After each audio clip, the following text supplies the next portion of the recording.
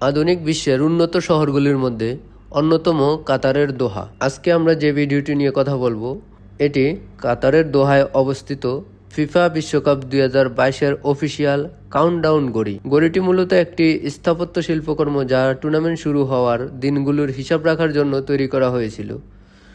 ঘড়িটি টুর্নামেন্ট শুরুর ঠিক 1 বছর আগে অর্থাৎ 21 নভেম্বর 2021 সালে উন্মোচন করা হয়। ঘড়িটি এমনভাবে তৈরি করা হয়েছে যেন যে কোনো দিক থেকেই এটি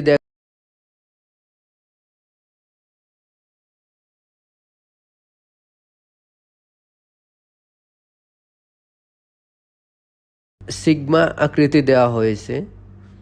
এটি প্রায় 5.75 মিটার উঁচু এবং সম্পূর্ণভাবে এলইডি স্ক্রিন দিয়ে তৈরি, যার চারপাশে স্টেনলেস স্টিলের কাঠামো রয়েছে।